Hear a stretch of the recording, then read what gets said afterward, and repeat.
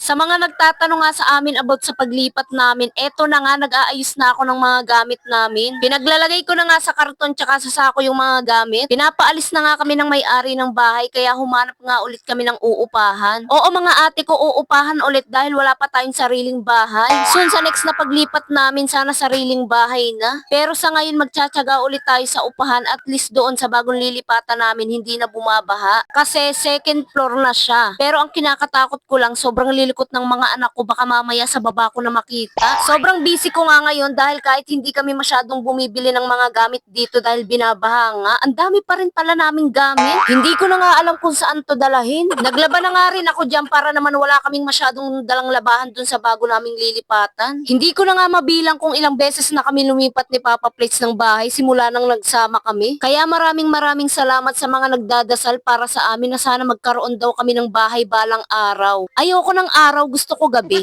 Charis, nakakatawa yun. Salamat din sa mga concerned citizen na nagsasabi na lumipat na kayo ng bahay dun sa hindi binabaha para safe yung mga bata. Eto na yun, lilipat na kami at isasama ko kayo. Charis lang, hindi tayo kasya lahat dun. Mga ilang araw pa nga guys bago kami lumipat kasi yung lilipatan namin ay may inaayos pa para mas safe yung mga anak ko dahil nga sa second floor siya. Kaya maglilinis-linisan na lang muna ako dito na para bang sobrang sipag kong tao.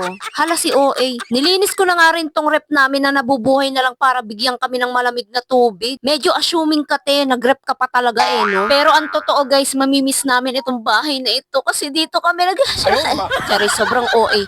Dahil dito kami nag-umpisang mag-vlog ni Papa Plates, lahat ng memories namin sa pagbablog nandito. Pero wala nga kaming magagawa kasi hindi naman naming bahay ito. Pero naniniwala ako na lahat ng nangyayari sa buhay natin ay may dahilan. Kaya patuloy kaming maniniwala kay Lord kung saan niya man kami dalahin. And I thank you.